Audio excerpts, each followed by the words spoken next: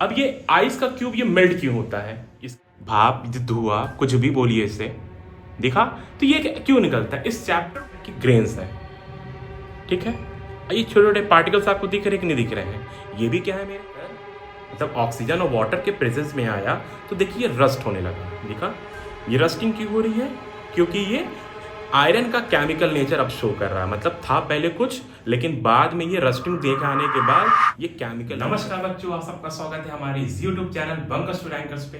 तो आज बेटा लोग हम लोग जो पढ़ेंगे क्लास साइंस का चैप्टर नंबर 1 जो है हमारा, वो है हमारा मैटर इन अवर सराउंडिंग, ठीक है? तो इस चैप्टर को आगे बढ़ने से पहले हम लोग कुछ चीजें देखते हैं जो कि हमारे डेली लाइफ में जो चीजें होती हैं इर्द गिर्द, ठीक है? जैसे मैं आपसे कहूं कि अगर मैं ये आइस का क्यूब ले रहा हूं, मैं दिखा? अब ये आइस का क्यूब ये मेल्ट क्यों होता है, इसके बारे में हम लोग जानेंगे इस चैप्टर में। दूसरी चीज हम लोग ये जानेंगे कि अगर मैं पानी को बॉईल करता हूं, उबालता हूं, तो भाई ये भाप क्यों निकलता है? दिखा ये चीज आपको? भाप, धुआं, कुछ भी बोलिए इससे, दिखा? तो ये क्यों निकलता है? इस चैप्टर को हम लोग इसीलिए पढ़ रहे हैं, तो इससे चीजें रिलेटेड और भी चीजें हम लोग इस चैप्टर में जानेंगे, ठीक है? तो चलो शुरू करते हैं बच्चा लोग कि इस चैप्टर में हम लोग क्या जानेंगे। सबसे पहले हम लोग जो जानते हैं वो हम लोग जानेंगे मैटर के बारे में। तो मैटर के बारे में क्या लिखा है कि everything around us is matter, example air, water, food, stones, cloud, star etcetera. कहने का मतलब है जो हमारी दुनिया में, जो हमारे इर्द गिर्द चीजें या हमारे चारों तरफ जो चीजें होती हैं वो क्या होती है? हमारी मैटर होती है, ठीक है?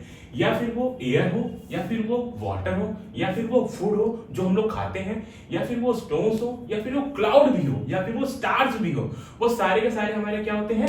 मैटर होते हैं। बट ऐसे कुछ चीजें जो होती हैं जो मैटर नहीं होती हैं, जैसे जैसे हम लोग बात करते हैं फ्रेंडशिप की, लव की बात करते हैं, प्यार मोहब्बत की, वो मैटर हमारा नहीं होता है। अफेक्शन की बात करते हैं, वो भी हमारा मैटर नहीं होता है। और दूसरा हमारा चीट, धोखा, ये सब मैटर नहीं होता है। क्लियर है? तो अब हम लोग दूसरी चीज जानते हैं कि मैटर की कॉमन प्रॉपर्टी क्या होती है।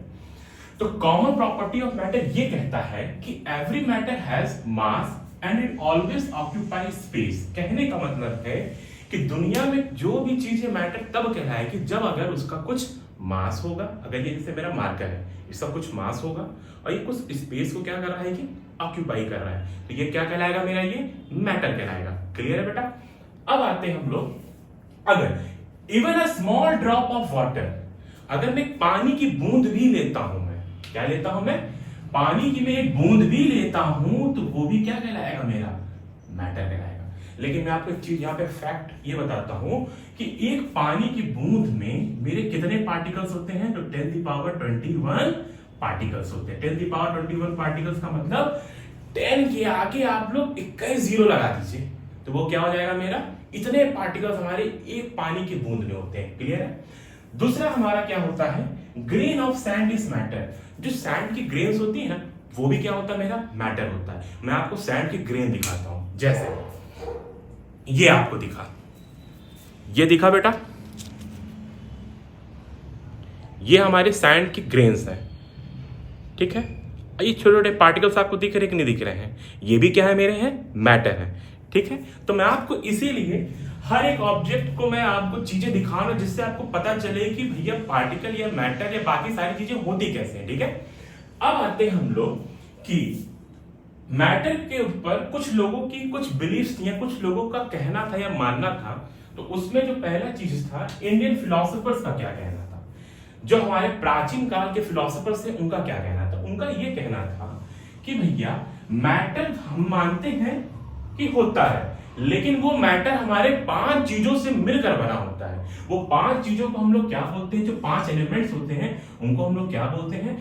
पंच तत्व। तो उनका ये कहना था कि दुनिया में जितनी भी चीजें हैं वो मैटर है, बट वो 5 चीजों से मिलकर बनी है, जैसे वो एयर, फायर, स्काई, वाटर और अर्थ। मतलब वायु, अग्नि, काश, पानी और आपकी धरती, ठीक है? मैं हिंदी में बता दिया। तो इन 5 चीजों से मिलकर हमारी चीजें, हमारी मैटर बनी होती है, कंपोज होती है। दूसरा इनका चीजों ये कहना था एंशिएंट फिलोसोफर का, वो लिविंग थिंग्स भी हो सकती है और non living things. Living thing मतलब जैसे हम लोग नॉन लिविंग थिंग का मतलब जैसे ये हमारा मार्कर, ठीक है। तो ये सारी चीजें किस चीजों से मिलकर बनी है? 5 चीजों से। यही सेम बिलीफ किसका था? हमारे ग्रीक फिलोसफर्स का भी यही कहना था कि हाँ भाई ये मैटर जो है हमारा 5 चीजों से मिलकर बनी होती है। बट हम लोग क्या पढ़ रहे हैं? साइंस पढ़ रहे हैं, और साइंस की जो एक ब्रांच हमारी होती है वो सब्जेक्ट कौन सा? हमारा केमिस्ट्री है। और केमिस्ट्री पढ़ रहे हैं तो भैया साइंस की सारी चीजों को रिसर्च वर्क में जानेंगे ना, तभी तो प्रूफ होगी कि हम मान रहे इस चीजों को है। फिलोसफी चैप्टर तो पढ़ नहीं रहे ना हम लोग, सब्जेक्ट तो पढ़ नहीं रहे हैं, ये फिलोसफर्स की बातों को जानेंगे हम लोग। तो हम लोग किसके बारे में जानेंगे? मॉडर्न साइंटिस्ट का क्या कहना था, उनका पॉइंट ऑफ व्यू क्या था मैटर पे।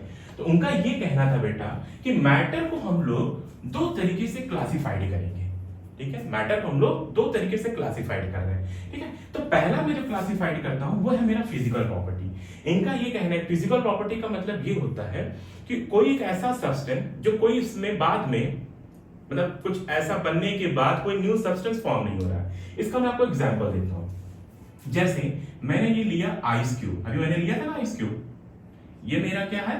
आइस क्यूब है। अभी मुझे किस में दिख रहा है? अभी जो इसका स्टेट है वो सॉलिड है, लेकिन ये धीरे धीरे जैसे जैसे हीट को ये एब्सॉर्ब करेगा वैसे वैसे ये किस में कन्वर्ट हो जाएगा? लिक्विड स्टेट में कन्वर्ट हो जाएगा। लेकिन मैं आपसे एक चीज ये पूछूंगा कि भैया पहले ये सॉलिड था, अभी बाद में लिक्विड बन गया, क्या कोई न्यू सब्सटेंस फॉर्म हुआ? नहीं, बट इसका स्टेट चेंज हुआ। पहले भी पानी था, बाद में भी पानी बना, कोई न्यू सब्सटेंस फॉर्म हुआ? नहीं फॉर्म हुआ। तो इसीलिए इसको हम लोग क्या बोलते हैं? Physical property. तो फिजिकल प्रॉपर्टी मैटर का ये डिफाइन करता है कि उस मैटर का कोई ना कोई शेप होगा, कोई ना कोई कलर होगा, कुछ ना कुछ उसका साइज होगा, कुछ ना कुछ उसका स्टेट होगा। अब वो हो सकता है वो सॉलिड हो सकता है वो लिक्विड हो सकता है वो गैस हो। क्लियर है? बट हम लोग अगर केमिकल नेचर की बात करें तो केमिकल नेचर क्या कहता है मैटर का? कि जैसे मान लो मेरे पास ये एक सब्सटेंस है, ये है मेरा दूसरा सब्सटेंस है। जब एक सब्सटेंस दूसरे सब्सटेंस से कंबाइंड होगा तो एक नया सब्सटेंस या प्रोडक्ट फॉर्म होता है। इसी को हम लोग क्या बोलते हैं? केमिकल नेचर बोलते हैं। क्लियर हुआ ये चीज? कैसे, इसको जानते हैं हम लोग। तो इन्होंने ये कहा कि भैया इसमें क्या लिखा है? How it react with other things new substance can be form. यहां पे क्या था? कोई न्यू सब्सटेंस फॉर्म नहीं हो रहा था, बट केमिकल नेचर में केमिकल प्रॉपर्टी में क्या देगा तो हम लोग न्यू सब्सटेंस फॉर्म होता है, ठीक है। जैसे मैं एक एक्सपेरिमेंटल नेचर ये देखता हूं, एक एग्जांपल लेता हूं कि अगर मान लो मैं एक आयरन की रॉड ले रहा हूं, अब वो आयरन की रॉड जब वो ऑक्सीजन के कांटेक्ट में आएगा या फिर वाटर के कांटेक्ट में आएगा, इन दोनों के कांटेक्ट आने पे ये चीज देखा जाता है कि उस पे एक तरीके का प्रोसेस हो जाता है, उसको बोलते हैं हम लोग रस्टिंग। जैसे मैं एक एग्जांपल ये ले रहा, ये मेरी आयरन की रॉड है, अभी किसके साथ आया? ऑक्सीजन के प्रेजेंस में आया, वाटर के प्रेजेंस में आया, तो इसमें एक तरीके की ना कोटिंग दिखती है मुझे, ये ऐसे ऐसे ऐसे देखिए, ये जो कोट दिख रहा है हमें, ये कैसा कलर दिखता है? रेडिश ब्राउन, ठीक है। ये जो रेडिश ब्राउन दिख रहा है इसी को तो भैया बोलते हैं रस्टिंग या रस्ट। तो क्या था? पहला आयरन कुछ और था और बाद में क्या हो गया? वो रस्टिंग हो गया। इसका मैं भी आपको एक एग्जांपल सामने से दिखाता हूं। जैसे मेरे पास ये अभी आयरन की रॉड रखी हुई है, ये देखा। अब ये आयरन की रॉड को आप ध्यान से देखिएगा, ये था पहले कुछ, लेकिन ये जब ये एयर वाटर मतलब ऑक्सीजन और वाटर के प्रेजेंस में आया तो देखिए रस्ट होने लगा। देखा ये रस्टिंग क्यों हो रही है? क्योंकि ये आयरन का केमिकल नेचर अब शो कर रहा है, मतलब था पहले कुछ लेकिन बाद में ये रस्टिंग देखे आने के बाद ये केमिकल नेचर शो कर रहा है। कोई एक नया सब्सटेंस फॉर्म हुआ कि नहीं हुआ? क्यों? क्योंकि इसके अंदर अभी रस्टिंग प्रोसेस हो गई। दिख रहा है कि नहीं दिख रहा है?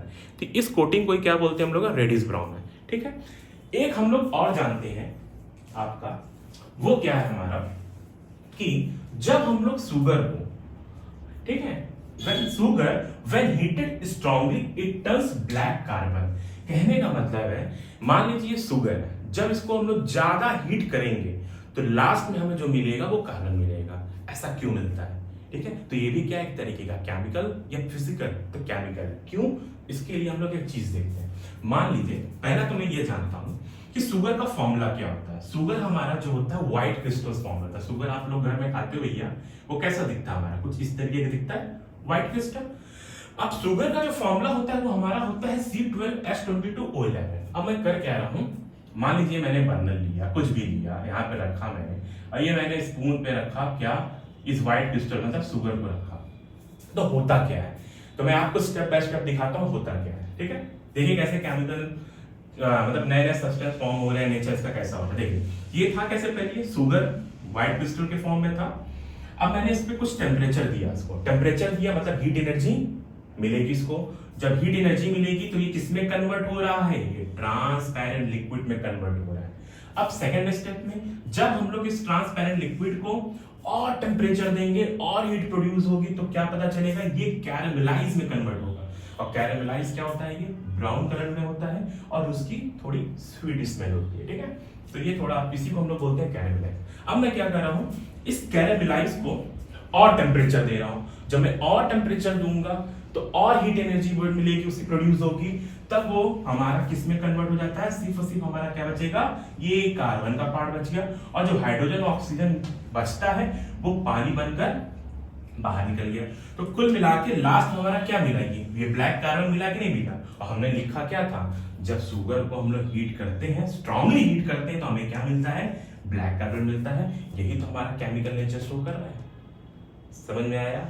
अब आते हैं हम लोग, ये जो ब्लैक कार्बन मिला इसको और हम लोग टेम्परेचर बढ़ाएंगे और हीट एनर्जी प्रोड्यूस होगी, तो जाहिर सी बात है अब वो ब्लैक कार्बन ऑक्सीजन के प्रेजेंस में आके कार्बन डाइऑक्साइड और कुछ वाटर में वो बाहर निकल जाएगा। तो ये था हमारा, इस लेक्चर में हम लोग बस यही समझ रहे हैं कि मैटर होता क्या है। तो मैंने आपको बता दिया मैटर की फिजिकल और केमिकल नेचर, मैंने आपको वो चीजें बता दी। तो आपसे आप लोग मैटर के पूरा मैंने आपको ओवरव्यू करा दिया, ठीक है। अब नेक्स्ट लेक्चर में हम लोग जो चीज जानेंगे वो जानेंगे हम लोग इसी के आगे के बारे में कि मैटर्स के पार्टिकल्स का नेचर कैसा होता है, फिर उसके बारे में, उसके कैरेक्टरिस्टिक्स के बारे में जानेंगे। तो आज के लिए हमारे लिए लेक्चर खत्म होता है। और आपको अगर इसका स्क्रीनशॉट लेना होगा तो आप ले सकते हो, मैं थोड़ा किनारे हो जा रहा हूँ, ठीक है, ओके।